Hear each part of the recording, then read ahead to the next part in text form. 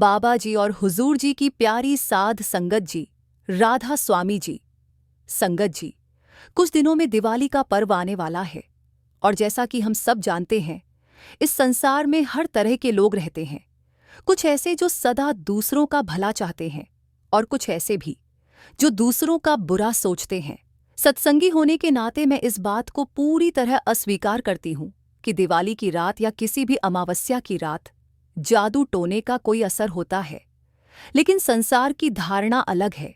बहुत से लोग मानते हैं कि इस रात नकारात्मक शक्तियां सक्रिय होती हैं और कुछ लोग अपने स्वार्थ या द्वेष के कारण दूसरों को नुकसान पहुंचाने के लिए ऐसे कर्म करते हैं। परंतु संगत जी, जिनके सिर पर सद्गुरु की कृपा का हाथ होता है, उन पर किसी भी जादू टोने, तंत्र मंत्र या बुरी शक्ति का कोई प्रभाव नहीं पड़ सकता। सद्गुरु की शक्ति हर पल अपने बच्चों की रक्षा करती है।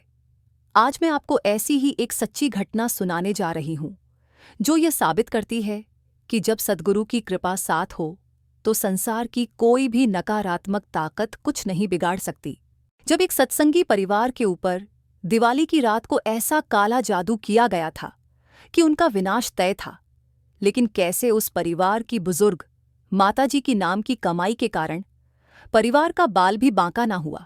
उल्टा जब काला जादू करने वाले तांत्रिक को पता लगा कि इस परिवार को एक बहुत ताकतवर शक्ति यानी बाबा जी ने संभाल रखा है, तो वो भी बाबा जी के चरणों में झुक गया।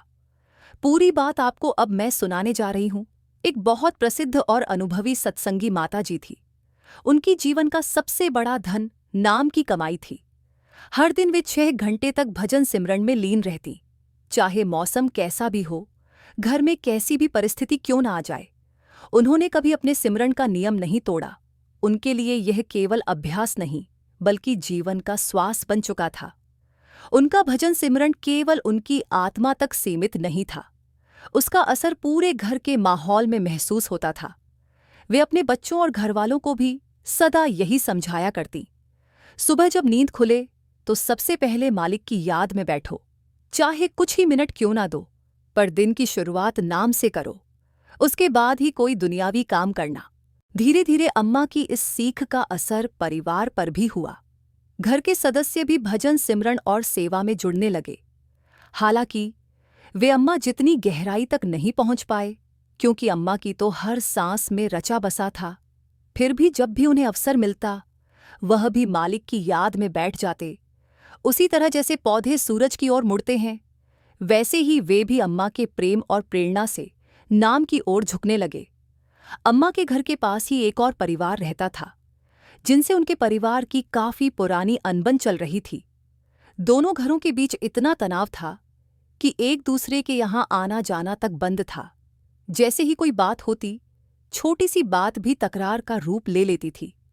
अम्मा ने अपने घरवालों को कई बार बड़ी शांति से समझाया, बेटा कोई कुछ कहे तो तुम मत बोलो, झगड़े में मत पड़ो, मालिक सब देख रहा है।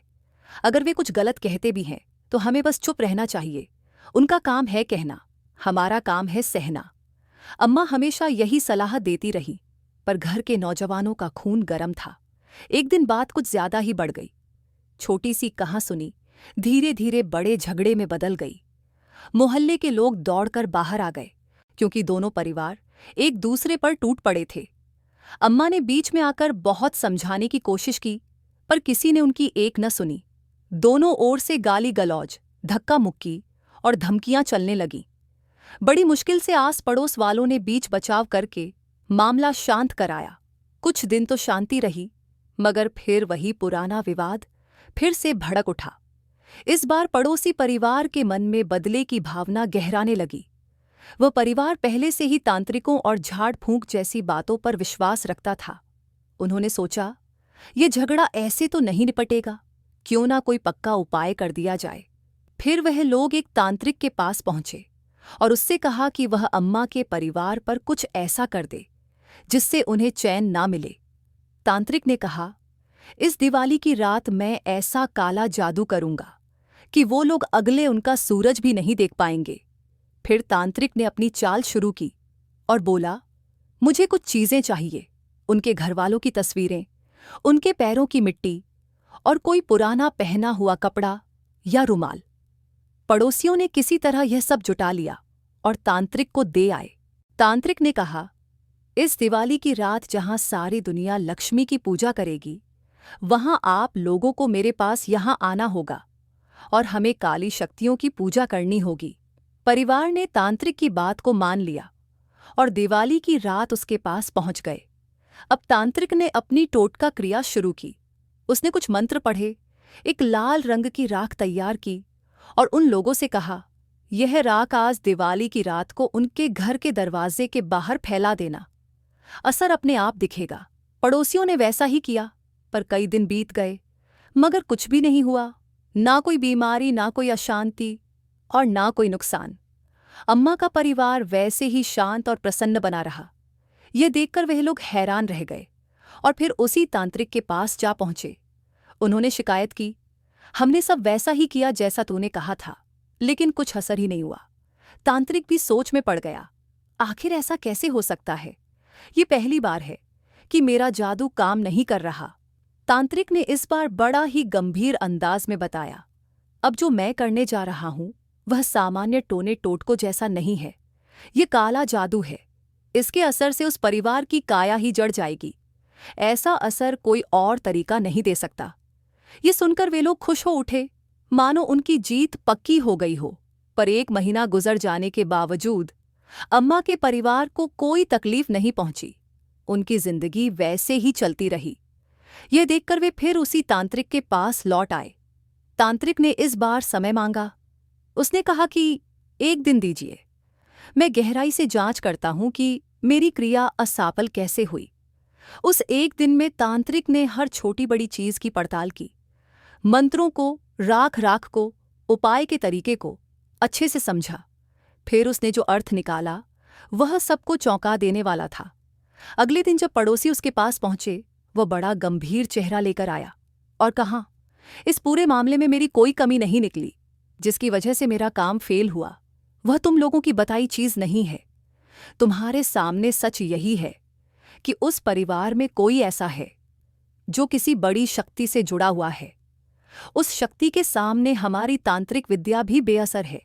तांत्रिक ने हाथ जोड़कर कहना जारी रखा, मैंने आज तक कई काम किए हैं, पर कभी किसी ने ऐसा नहीं कहा कि मेरा कोई काम नहीं हुआ।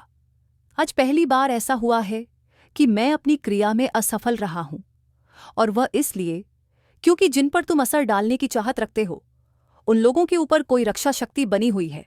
बड़े से बड़ा तांत्रिक भी उनकी हानि नहीं कर सकता।